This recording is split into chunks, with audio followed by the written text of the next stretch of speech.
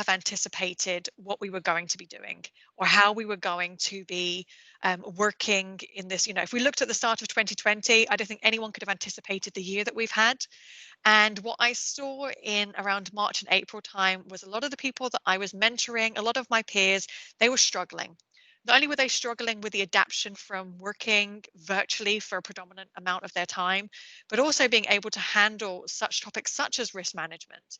And through that, I started collecting knowledge, collecting information, being able to share content with everyone, purely around trying to see how we can help each other out during this time, but also to be able to kind of see what can we do better.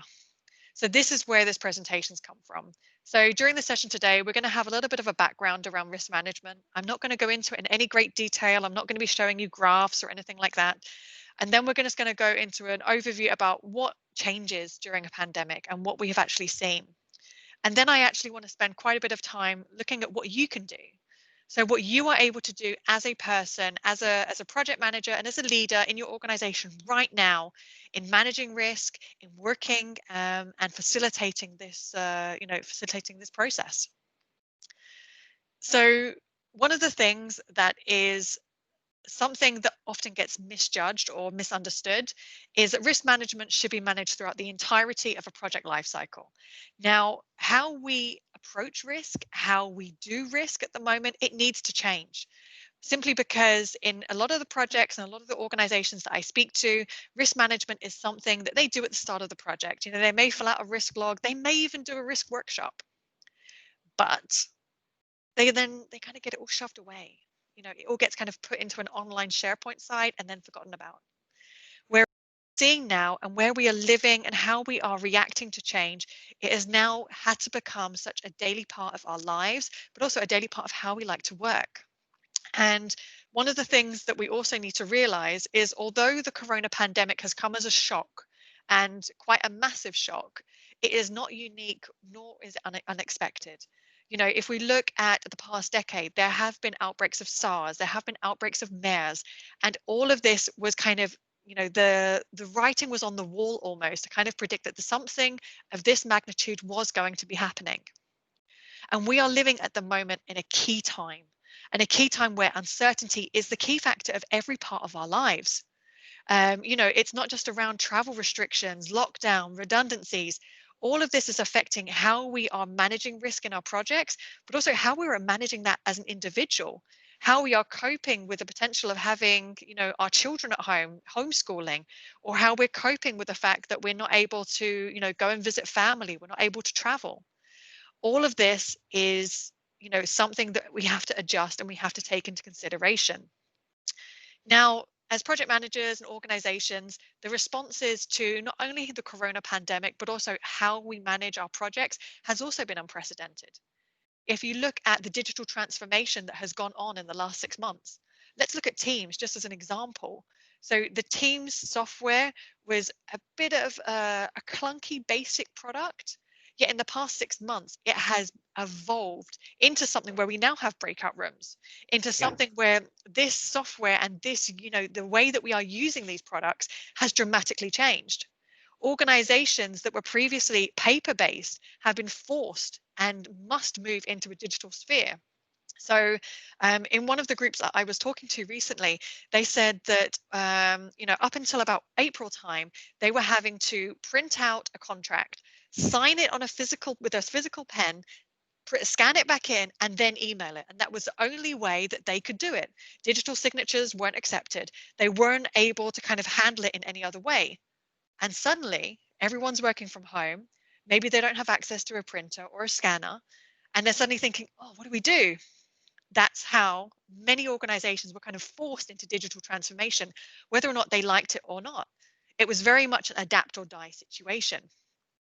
Now, one of the things that, we have also looked at is how we have responded, not only to working from home, but also the unique ways that we are working now.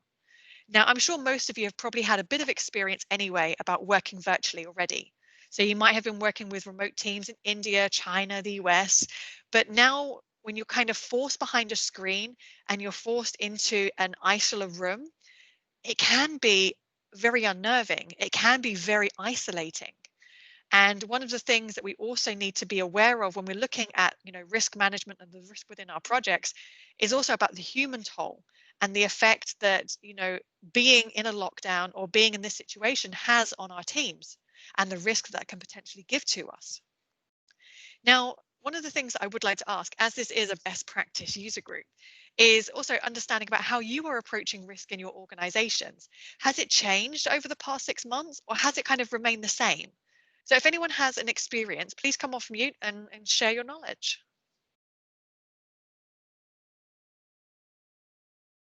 Then it's always the challenge to get unmute and do the first one. I think, let's say, what I've seen is that we're more aware, let's say, more aware of what can happen. So we're looking more forward in time on effects. Let's say, I think that's something we learned. Let's say let's say I also work with a company, JSR, and what we see is we implement Teams. And we saw a growth in the usage of Teams, but we didn't expect this way of working so fast, and it made us realize we need to look more in the future how this will stay forever, and what the challenges are and what the risks are. So it made us more looking forward in time. Yeah, that's a very, very good point. And one of the things that I have seen is people being more open and maybe proactive towards risk. Because I think a lot of people were caught on the back foot and they were having to very, very much react to the situation rather than be proactive about how we are looking and how we are working. And if I see how some organizations are now approaching the next 6 months, so we have seen the second wave kind of hitting very, very dramatically in the US, for example, where we're now having, the number of deaths on 9/11 every single day, and that's rising. The way that companies are now approaching, for example, how we work from home, the abilities of our teams to be able to work productively from home, but also the core item of example, workshops. How can we conduct workshops effectively?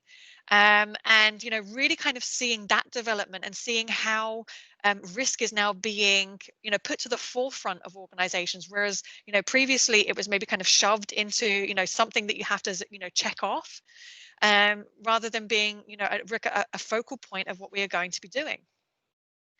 So, ultimately and fundamentally, risk management needs to remain about supporting the organization to be able to achieve its objectives.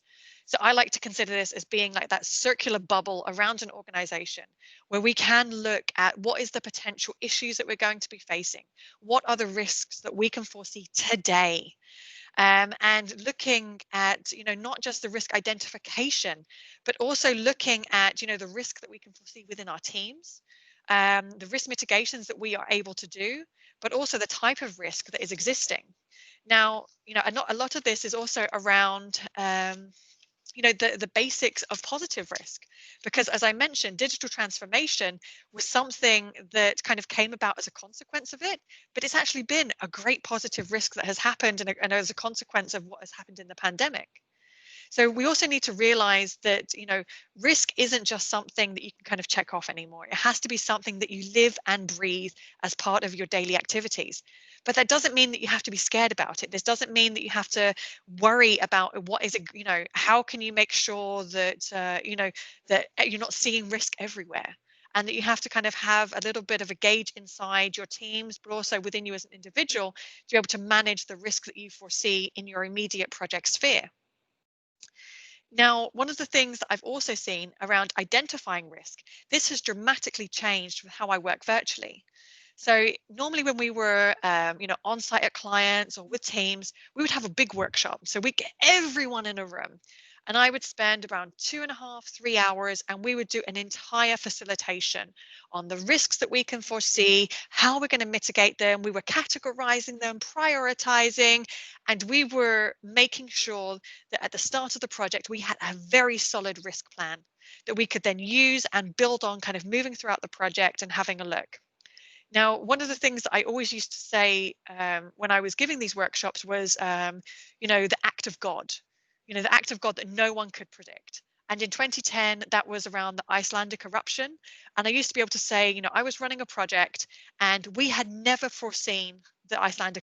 No one could have, but that grounded my teams. It grounded our ability to do a project, and it pushed back our timescales and, you know, raised our project budget immensely. And I would always say, you know, you have to have a little bit of contingency and a little bit of buffer for whatever act of God may appear, whether that's flooding in the Netherlands, because unfortunately, you know, we are a country below sea level for most of it. And we have to be aware that there could be, you know, in the coming years with climate change and everything that goes on, you know, the risk that some of our, you know, some of our cities or some of our areas, you know, come under flooding. I was working in one location in Germany and they had unprecedented flooding in a data center, which unfortunately the data center was right next to the Rhine River. And it was one very, very bad winter. And it was one day where everything had just kind of flooded. And you could see it kind of after every single hour, the water was getting closer and closer to the building. And you could see everyone kind of looking outside to say, this isn't going to look good. But it was the kind of the thing that we really started to be a very active response in our head for how we were identifying that risk. No one would have ever thought that, you know, being 500 meters back from the banks of the Rhine was going to be a problem. You know, it would have been fine. But looking at it with that great grasp of hindsight, we could now see how we were identifying the risk and how we needed to, you know, change our way of thinking. Now, in the past 6 months, how we've been working virtually has also changed. So how I facilitate workshops now has changed. Long gone are the 2 and 3 hour workshops. I try and keep everything, if I can, to a maximum of 45 minutes. And then I have at least a 15-minute break. Because one of the biggest problems that we have, especially with working virtually, is Zoom fatigue. So I see people that were in March and April that were stuck from 8 a.m. to 6 p.m. in back-to-back meetings. And this caused not only an immense amount of stress, but it also caused them, you know, a lot of health issues as well, because they weren't having the right chairs, they weren't sitting correctly, they were trying to have to do too many things at once. And we kind of had to look at completely changing how we tried to do workshops. So how we did identification workshops, how we managed risk. And instead, I put a lot of the ownership on my teams. So I said, you know what, you guys are on the ground. You guys are seeing what's going on. If you're seeing risk and you're seeing a problem that could be coming up, raise it to me and we can, excuse me, we can analyze it and we can work through it. Because the most important thing for me was making sure that even though I can't have a physical grasp anymore of the workshops and the papers that I'm doing, I can still use the people and we can facilitate a discussion and an active and positive discussion around risk. So instead of doing the 3-hour workshop, we did a 45-minute intro into identifying and looking at risk. And then I let them put that into practice in their daily work, because then we could have follow-up sessions and ideas around sharing risk in a specific area, or how we can mitigate risk, how we can action risk, and how we can look at that in a positive way. And it really started changing the discussion about risk in the organization, because it wasn't something that we have to think about, well, maybe if we don't do change management, then we're going to run into risks with, you know, the user, and the user might not accept it. That was so kind of outdated now. We were now looking at, you know, how can we make sure that our change management is effective? How can we make sure that we are avoiding this potential pitfall? And when we started kind of living risk on a day-to-day basis, it became a much easier discussion to not only have with the business, but to also have within our team, because it wasn't something where we're kind of we're escalating everything. It wasn't about that. It was purely around, let's look at what we can do in this extraordinary time to be able to then make sure that we have the most successful use of our project. Now, another question is, you know, since you've been working virtually, has how you identify risk been changed? So come on, someone come off mute and give me a little bit of your feedback.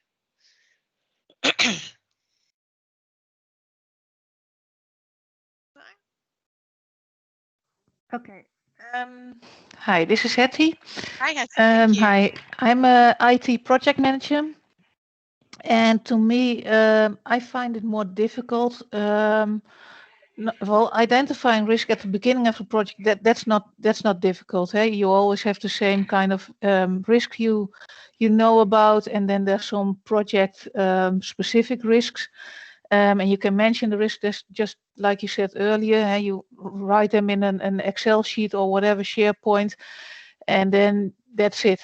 But with physical workshops, at the end of each workshop, there are always people that come to you to me as a project manager and say, well, I didn't mention this in the meeting, but I think it's really important to think about this and that, or I signal this risk. And with the virtual workshops, you don't have that moments anymore at the end of the workshop where you just walk out the door or you just grab another cup of coffee or tea and just do the small talk, which is really important for me as a project manager to know what really goes on within people and within the project. So I find it more difficult not just identifying the risk, but identifying new risks during the project. Yeah, you're not alone with that, because I think the absence of the coffee cooler and the water cooler and the coffee machine really has made lives of project managers quite difficult, because we could base a lot of our gut feeling that we have based upon those conversations and based upon what we see and hear. And when you are kind of working in a project, it can be really difficult to kind of have to rely on people coming to you proactively. Having to kind of pull things out of people can be very, very difficult. What I encouraged in my workshops is, so after we would have the kind of the facilitation, so the initial kind of overview, I would then potentially schedule maybe one follow-up session dependent on kind of the topic with the different teams, and then we could either go into more detail, or I would ask them, if they haven't felt comfortable, if they have any concerns, maybe they're out for their midday walk and they want to, something comes up to them, please just talk to me, come and give me a call, we'll have an agile coffee, we'll have a cup of coffee or tea, and we can just talk about it. And at the start, no one approached me. And then I started kind of prodding them a little bit.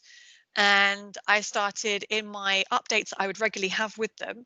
And I would just say, oh, how are you getting on kind of with risk in your area? I would try and kind of open the discussion with them. And if they said, yeah, not a problem, everything's going well, I would then say, okay, well, that's good. If you ever see anything or you want to let me know, please just feel free to send me a message or something like that.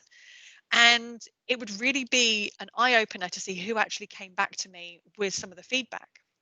Now, one of the problems that we have is if people maybe are so busy with the rest of their work that they don't feel that they have the time to be able to talk about it, or they don't have the necessary information, that can also be an indicator of kind of what's going on, and maybe that is a risk within itself. But it is kind of how we kind of change the discussion around risk, but also how we change the conversation that we're having with our teams. That's also a critical part of working virtually.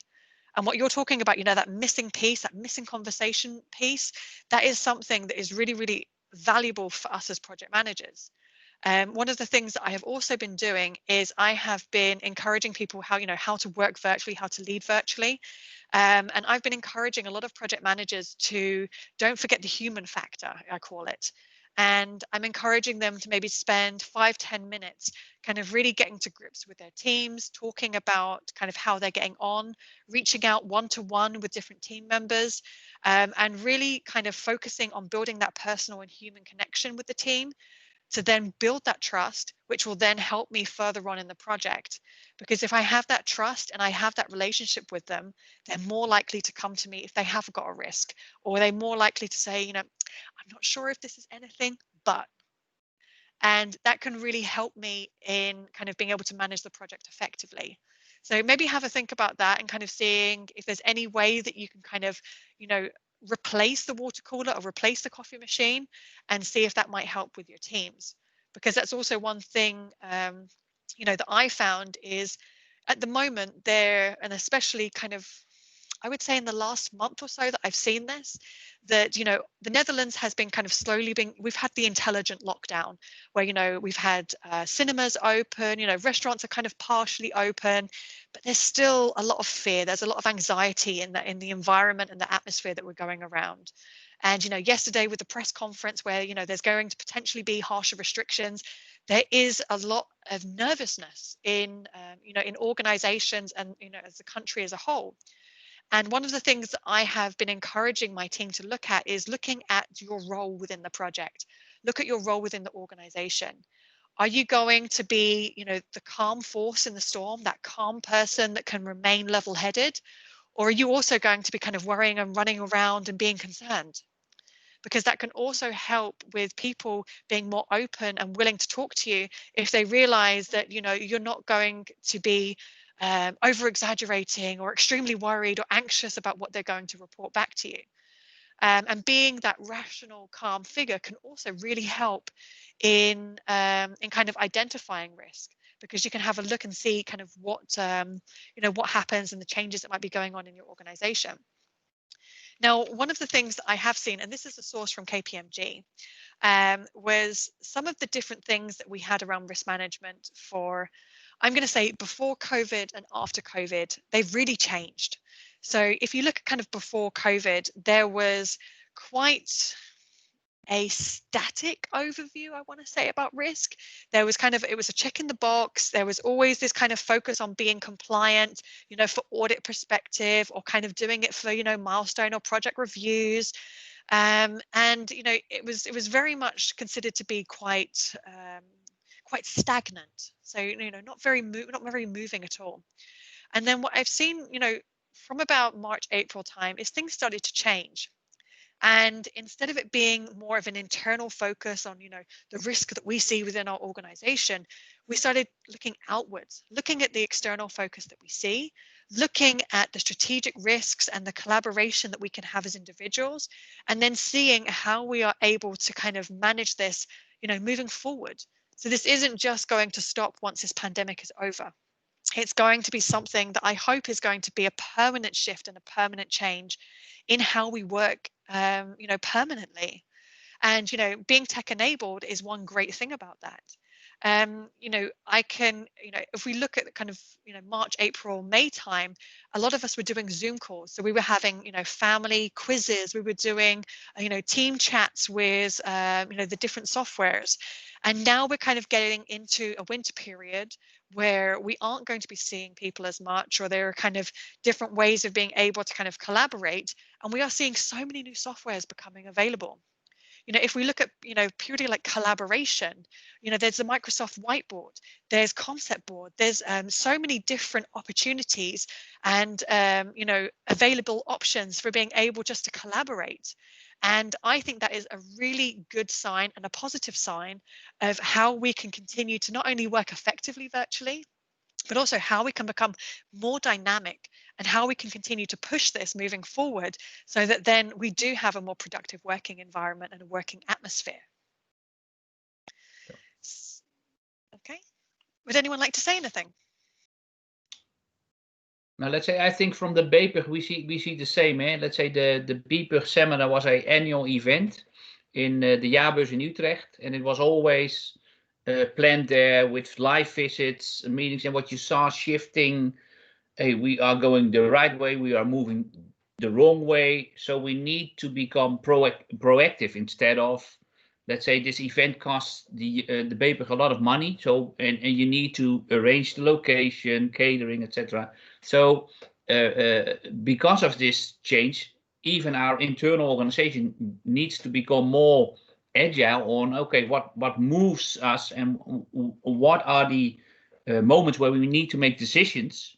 So let's say we have become more aware of risk and more, okay, if this is a risk that we can't do the event in June, what are the options? And then we're now looking at online events, hybrid events, what's the consequence, can we do it? So it's challenging us as well, this risk which is aware, we're more aware, and we look at what are the measures we need to do and when do we need to make a decision. So I think it has helped, let's say, the BPUG itself in becoming more agile or flexible in dealing with risks. Yeah, and if you think about some of the conferences that have gone on this year, it's been really interesting to see how different organizations have reacted, whether or not they've completely cancelled it, whether they've tried online versions of of their conference.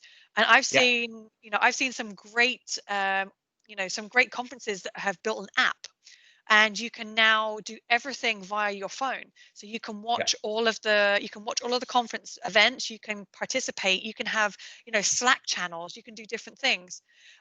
With one of the events that I participated in, I think it was in September time, they had like a completely separate channel purely for socializing. So at different points of the day, they would have, an early doors breakfast. They would have people teaching how to make different lunch items. I built, and I made gingerbread cookies from my kitchen, all live via Zoom. And it was just their innovative way of reacting really kind of set them apart. And just that innovation, it really spoke to me, because I was thinking, if this very, very small organizer can make such a dramatic change on how they deliver, their content, what can I do as a project manager? How can I be innovative towards how I identify risk, how I work with risk, and also how I can be a positive figure when it comes to risk in my organization? Because you don't want it to be, and this is kind of the problem that I did see, especially kind of March, April, June time, is there was a lot of people that were extremely stressed, which is completely normal and completely acceptable considering what we were going through. But then they were escalating absolutely everything. There were delays in licenses being approved. There was delays in getting equipment, because everything was just had lead times of longer, or people's setups that were completely inadequate for working from home. I had one of my team members that was working from their bed. Literally, they didn't have a desk because they were in a very small apartment in Amsterdam, and they were working in a bed. And so we were kind of working out what was the actual risks that were proper risks, and what ones did we just maybe need to park or need to kind of work on in another track. And one of the things that I started saying to people was, you hear horse feet, think horses, not zebras. So if you hear that kind of that risk that could be coming up, think of it rationally, think of it practically within what you are doing, your knowledge of the organization, your knowledge as a professional. Use your experience here, use your gut instinct. And that has been the one thing that I have been encouraging people is think, not only thinking rationally, but use your gut, use your experience, because, the wealth of experience that we have could really help us in also understanding, what was actually real, what was valid, and maybe what we needed to park, later or moving on. Now, one of the things that I have said, and I have encouraged it not only from other project managers, but from leaders, is think about the role that you're playing. Think about the impact that you are giving to people, but also to individuals. So this isn't just around kind of, I am leader, you will do as I say. It's not about that. It's about having that proactive team and a mindset. So it's about not only looking and approaching risk in a new way, it's also about not trash talking or being negative or kind of, downplaying what could be, what people are saying. So I do mentoring as one of my kind of side activities, and I was mentoring someone who was very, very negative and disparaging towards their team. So even if their team that were being very proactive, were really wanting to share information, they would go, you know what? I'm better, I've got more experience than you. I'm a better person than you are. You're talking rubbish. And they actually said that to their team. And I said, well, what are you hoping to achieve by that? Oh, well, they need to know their place in the organization. Well, firstly, I'm sure they already know their place in the organization. And secondly, don't you think that then you're also cutting off the opportunity of a discussion or cutting off the opportunity for that communication? And it wasn't until I kind of laid down some kind of bare truths to them that they were like, oh, well, maybe my tone of voice, maybe the words that I'm using, maybe isn't that proactive. Or maybe I need to really be thinking about what I'm doing and how I'm saying it. And that was one of the key changes and the key factors for how we were kind of working together. And it started off slowly. It started off kind of looking at the communications they were putting out, not only around risk, but just around the general project. And then looking at how, as a project manager and as a leader, they were maybe being not very openly negative, but they were maybe not being as positive as they could be. Or maybe they were not trying to encourage and open a discussion. They were just closing it down without even asking for feedback or asking for input. Now, one of the fabulous things that I have come to know and love about the Netherlands is how blunt everyone in the Netherlands is. Now, coming from the UK, it was a bit of a culture shock, especially when I had people telling me, you didn't do that right, or you didn't do that. But I have really appreciated the fact that when I'm working with my Dutch team and my Dutch team members, that they will be very open and they're not going to kind of sugarcoat anything just for the sake of it. But that has to be something that I've had to learn, but also something that I've had to kind of manage also with the teams that aren't from the Netherlands. So I work with people from the US, I work with people from China and India, and how they approach risk, how they want to work is quite different. So I also have to manage the communication and the mindset and the information that I'm giving to them as well. Because how I'm treating and working with my Dutch team is going to be quite different to maybe how I will try and get risk from maybe my Indian colleagues or my team from the US. So it's, it's trying to also encourage not only that culture of innovation, but it's looking at risk as an opportunity to be able to support the organization and also thrive. What can we do to kind of make these quick wins? One of the softwares that I know about from part of my peer research is they managed to actually get out their minimum viable product, their MVP, in under 2 months, purely because the way that they were working and how innovative they were being as a result of the pandemic meant that their list of requirements changed dramatically because they no longer needed certain things. They were able to get out everything and be ahead of the market leaders. And this kind of caused a dramatic shift in not only the people that they were open to, but also being able to actually deliver their product ahead of time. So looking also at the potential to thrive in this community and this environment is really critical. So if we look at, what can I do? This is going to be some of the key information that I really want to share with you. Demystify risk in your projects and teams. Don't, encourage them to actually look at risk for what it is. Don't, it's not something to be feared, but also be aware of the risk that exists within your organization. That's maybe just that kind of that quiet hum in the background that you always know is there, but you need to identify. Whether this is the ability of people being made redundant, or the writings on the wall with regards to the profit forecast or new leadership or something like that. Know and be aware of what is actually going on in your organization. Be aware of that. And then also make sure that you're encouraging this proactive identification. So in my team meeting, we'll kind of have a 5 or 10 minute kind of show and tell at the start, where we will kind of have a little bit of personal interaction and time with each other. And then we kind of do our generic project information and format. And then we have kind of specific agenda topics to kind of go through. One of them is, risk in the past week or risk in the upcoming period. So what can we see, or what have we been experienced or exposed to that might be useful for the project or might be useful for others to know?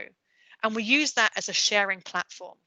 If there's something in a specific area that we need to be aware of, if there's something that we might need to look at in more detail, we can then make sure that's noted and investigated before the next session. And, one of the most important things is when your team do come to you with the potential for risk and with these potential for concerns, you look at identifying the issues that could be potentially there, but also defining your risk response. Don't just log it and block it away in an Excel that never gets seen again. Make sure that you identify your mitigation strategy. Make sure you put an action owner against it and a date. Make sure that it gets discussed and owned by the people that are actually doing the work, because that also encourages people to be more proactive. Walk the walk, talk the talk. Make sure that people are seeing the risks, seeing that they're being actioned on, and seeing that they're being worked on, because that also means, from a team perspective, oh, hang on a minute, Emily's listening to me and Emily really values my input. That makes me want to do it again. That makes me want to share that information again. So look at it from that very proactive, from that very proactive schedule. And then also understand, the external risks that may be existing and the strategic consequences of what's going on. So let's look at a very, very, up-to-date kind of overview at the moment with the external risks. So the pandemic is continuing, but we do have a vaccine that could maybe have some benefits for us in the upcoming 6 to 8 months. But that does mean until that time, what do we do about travel? What are we doing about kind of the potential for traveling between different sites or different locations that we might need? What do we need to be doing around, ensuring that our organization and our projects are foolproof and hardy-proof enough to be able to survive whatever is coming, whether we go into another recession, whether or not we struggle to be able to even survive in this environment. We need to be realistic with what is actually open and going on in our organizations, but also what's also going on in the wider sphere. So, I'm not sure about the different industries that we have here, but if we look at, the developments around solar, if we look at the developments around tech at the moment, this is all becoming an extremely innovative time to be a part of these organizations and a part of these industries. So it's one of those things to also make sure of that you're looking at the potential opportunities that might exist. And also, one of the things that I was talking about recently was around business continuity plans. And I did a quick poll with hands up in the organization to say, how many people knew if you had a continuity plan, either for your organization or for your project? And no one put their hands up. No one even thought, well, actually, someone asked, what is a business continuity plan? And someone thought it was an injection. So it's a bit of a kind of a funny thing to kind of see people kind of understand about business continuity, how that kind of combines with risk, and also kind of what you need to be aware of from a crisis management perspective. Now, the example I gave is, let's look at kind of what happened this year. So within a very, very short period, I think it was less than a week, we had it that there was not only crisis, we had the crisis management of the immediate lockdown, the locations, so a lot of our offices were immediately closed until further notice. We had no ability of being able to get in contact or being able to travel. I had colleagues that were, located off-site, so they were actually in another country, and they had to try and get emergency flights home. I had the experience with one of my peers. He was stuck in the Gambia. He was on site doing some and COVID hit, and suddenly there were no flights leaving Africa for the Netherlands. And he took, I think, about 3 weeks in total to try and get home through a lot of different areas and a lot of different overviews to be able to then try and see if he could actually get home. But that was just one example of crisis management. Now, what we've done is we've learned from that.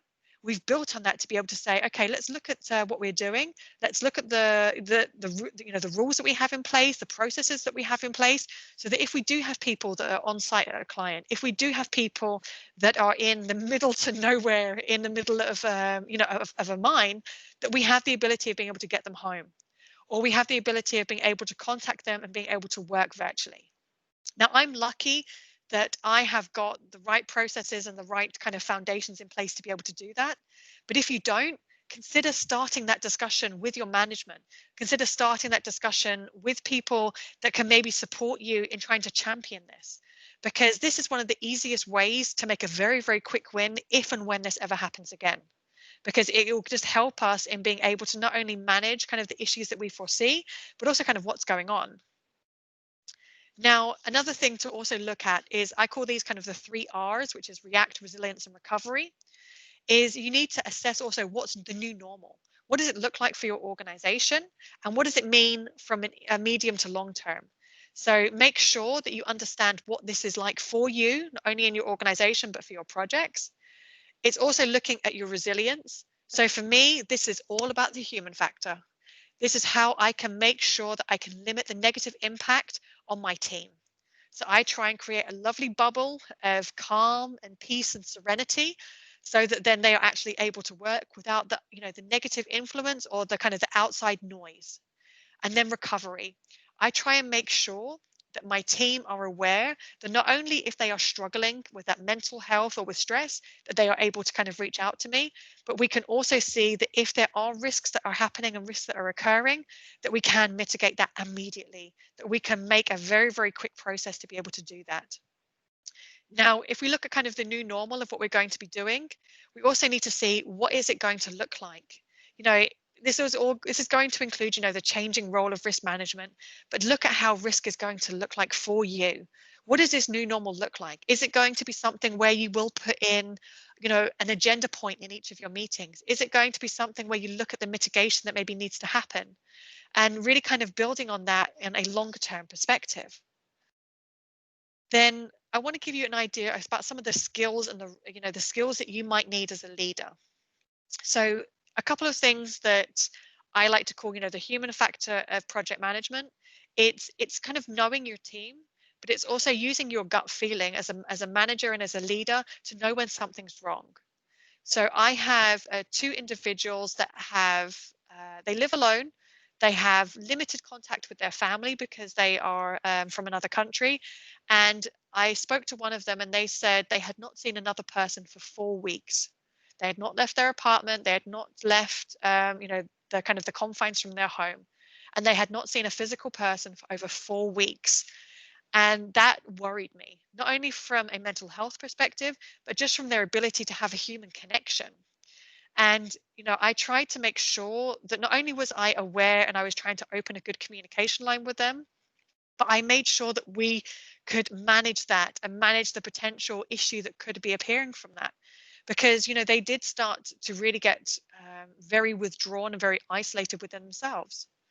So one of the things that I've mentioned is being that calm head in the storm. This is being very analytical. It's about keeping that overview, being aware, making sure that you are a little bit ruthless with how you're analyzing the risks that are presenting themselves, but also what's important, and really kind of looking at where is the value and what is the most important thing to do. And another thing that we've also touched upon that Hattie was saying was around looking how you're going to get the knowledge from your team. How is the best way of getting that information? Whether they open communicators, whether you need to kind of have it as an agenda point, whether you need to have one-on-one discussions, look at how is the best way of getting that knowledge. And this can also be not only on a team perspective, but also on a cultural level, so that then you are aware distinctly of what is the best way of communicating, but also the best way to lead them.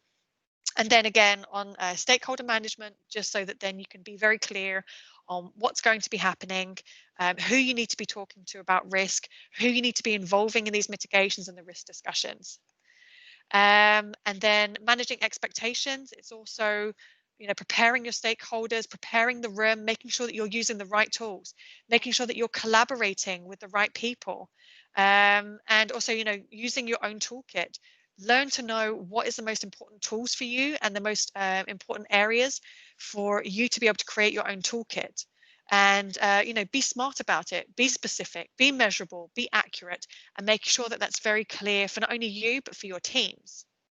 Now, I know we're running out of time, so I'm going to quickly kind of rush through these last couple of things. One of the things I want to discuss now, and this is also time for us to open questions, is what risk strategies have you used in the past 6 months? What worked and what didn't? And then I also want to kind of ask you as well is how have you viewed risk? Has that changed over the past 6 months? And how are you approaching risk today? Is this something that you fear? Do you ignore it? Or how do you like to work? So would anyone like to be the brave person to kind of share some knowledge with us?